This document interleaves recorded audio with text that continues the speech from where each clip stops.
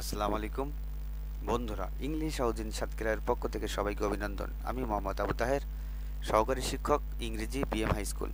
আজকে আমি I die for beauty এই কবিতাটি নিয়ে আলোচনা করব। লিখেছেন ইমিলি ডিকিনসন। তিনি জন্মগ্রহণ করেন December 10, 1830। Birth place Amherst, Massachusetts, United State. মৃত্যুবরণ করেন মে 15, 1886, 55 বছর বয়সে। Resting place Amherst West Cemetery. Notable work: list of poem. Occupation: poet. Genre: poetry. Rhyming pattern: ABCB. Theme: beauty and truth. Stanza: 3. Line of poem: 12. I die for beauty, but was scarce. Adjusted in the tomb. আমি সৌন্দর্যের জন্য মারা গিয়েছিলাম, কিন্তু কবরের সঙ্গে ঠিকমতো মানিয়ে নেওয়ার আগেই। When one who died for truth was slain in an adjoining room.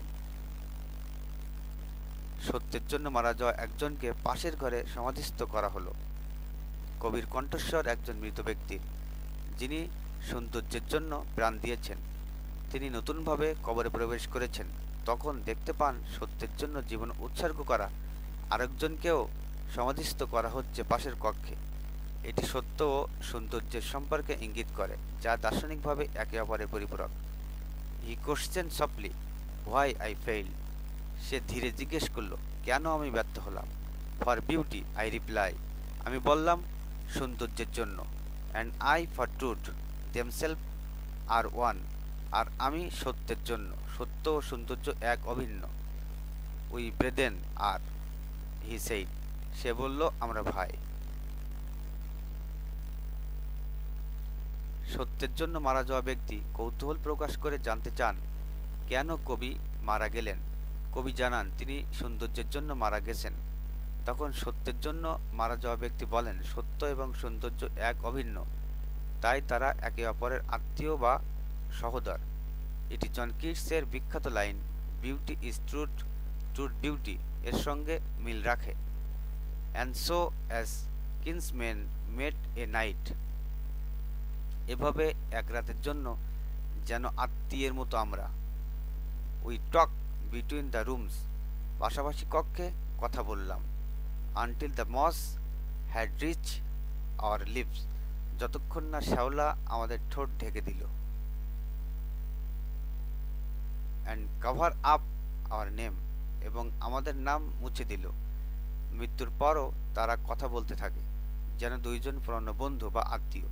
কিন্তু সময়ের সঙ্গে কবরের শ্যাওলা তাদের মুখ ঢেকে নেয় এবং তাদের নামও হারিয়ে যায়। এটি বোঝায় যে সত্য ও সৌন্দর্য চিরন্তন হলেও মৃত্যুর পর মানুষ ধীরে ধীরে বিস্মৃত হয়। কবিতার সম্পূর্ণ সারসংক্ষেপ।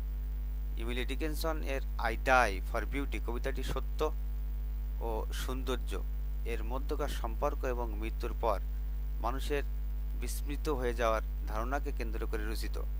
এটি একটি ছোট কিন্তু গভীর দার্শনিক কবিতা, যেখানে কবি মৃত্যুর পরের এক দৃশ্য কল্পনা করেছেন।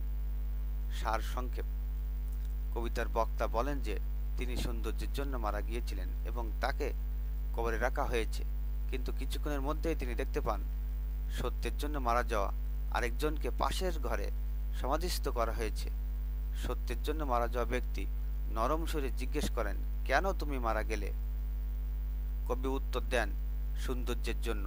তখন সত্যের অনুসারী ব্যক্তি বলেন, আমি সত্যের জন্য মারা গেছি। সত্য ও সৌন্দর্য তো এক অভিন্ন, আমরা দুই ভাই। এখানে ডিকিনসন দার্শনিকভাবে বোঝাতে চেয়েছেন যে সত্য ও সৌন্দর্য পরস্পরের সঙ্গে সম্পর্কিত। এরপর তারা পরস্পরের আত্মীয়ের মতো কবরের ভেতর থেকে কথা বলতে থাকেন, কিন্তু সময়ের সঙ্গে সঙ্গে শ্যাওলা ধীরে ধীরে তাদের মুখ ঢেকে দেয় এবং অবশেষে তাদের নামও মুছে যায়।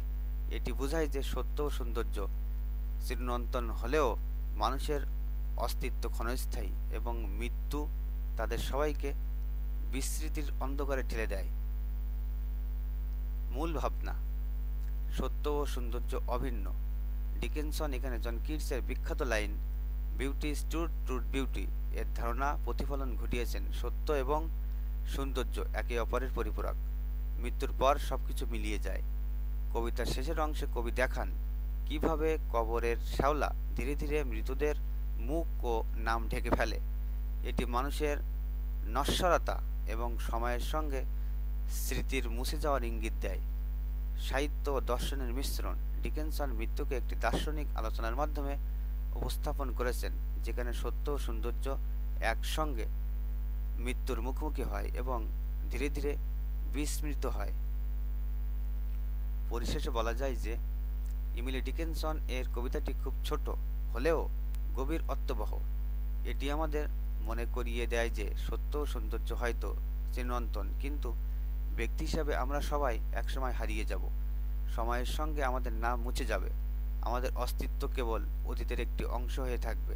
এটি মৃত্যু, স্মৃতি ও অস্তিত্বের অনিবার্য বিলয়ের এক অনন্য দার্শনিক প্রতিচিত্র।